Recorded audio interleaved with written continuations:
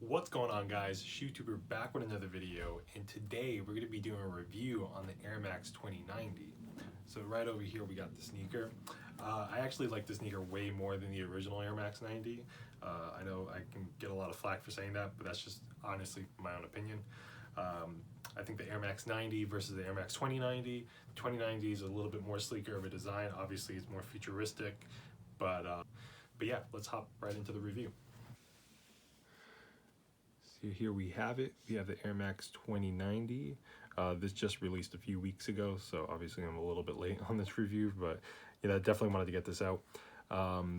When I first saw this, LeBron James was like previewed to have these going on a jet when he was going off to a game, so that definitely built up a lot of hype in the upcoming months about when this sneaker was going to come out for Air Max, day and for Air Max, I think 30th anniversary. So this sneaker is a pretty big deal.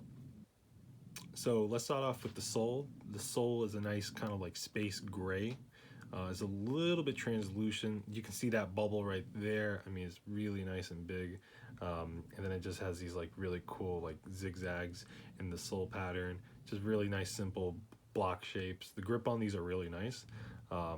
And so yeah, so like you just have these like little accents where you see the sole pop out, and then a little bit of nice like icy like glacier blue. So then going to the sole, let's just start in the back here. You just have a really nice big airbag bubble right over here. I mean, like this thing is huge.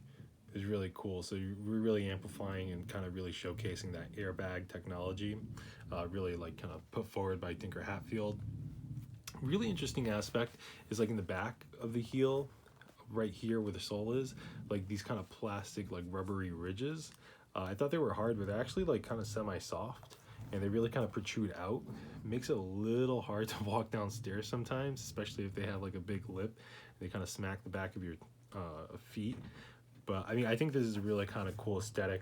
Just all these ridges kind of gives it like, that kind of momentous look to it while you walk in. So you just have a standard white sole over here, nothing crazy, of course. Over here, going over to the rubber, from the sole over into the toe, you just have that that sole coming over, that like nice icy sole. Has like a little Nike swoosh on it. Pretty cool detail. So going up to the upper on the sneaker, they play with a lot of different materials. You kind of just have like kind of this, it feels like leather, but it really isn't. And it just has this like really cool texture. Feels very futuristic and very almost space-like, which I like a lot. Going over here on this upper material is this kind of like this almost like plastic knitted type mesh that kind of goes along the toe box and the width around your foot. And what's really cool is it's transparent, but then you kind of layer these other fabrics on top, and it gets less and less transparent and more opaque. The stitching on here is really, really cool. Like, I mean, you have these like nice double stitching over here, and then you have this kind of like roundabout stitching going like along with the swoosh. Same thing going over where the laces would be. You just kind of have this like really nice zigzag stitch. And another thing that I really, really like is this whole piece of the sneaker there is like layered on top of each other, but it's really just one piece going over your foot.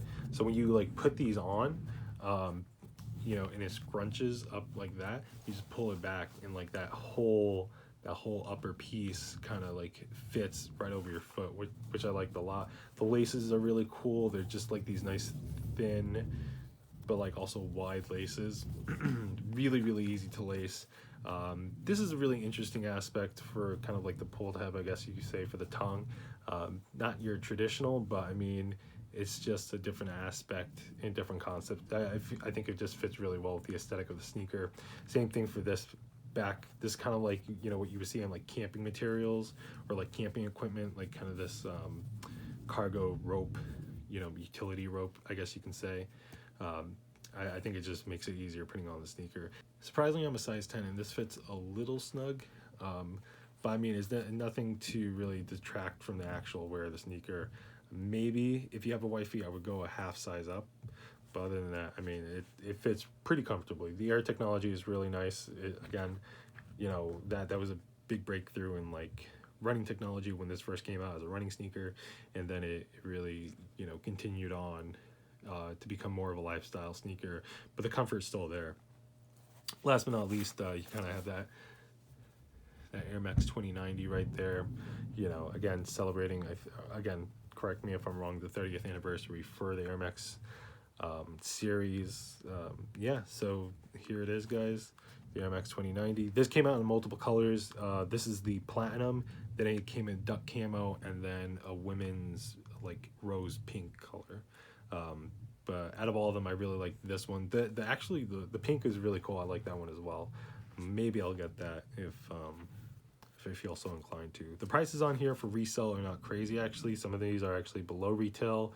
I didn't think this sneaker was gonna go, you know, very, very high in retail. This actually sat on the sneakers app for like a couple days before it officially sold out, and then even then, Foot Locker and other places were actually, you know, selling it below retail. So it did end up selling out, but not as quickly as some other releases did.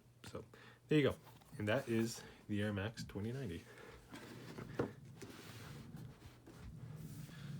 So there you guys have it. That was another review, Air Max 2090. As always, you know, leave a like, comment, subscribe. Really appreciate it. You know, I definitely have been wanting to get more consistent on these videos. So, you know, as we're all quarantined here, there's really nothing else for me to do. You know, I'm getting more drops on sneakers, which is really great. Just stay tuned in, guys. But as always, I'm just another shoe tuber. Thanks.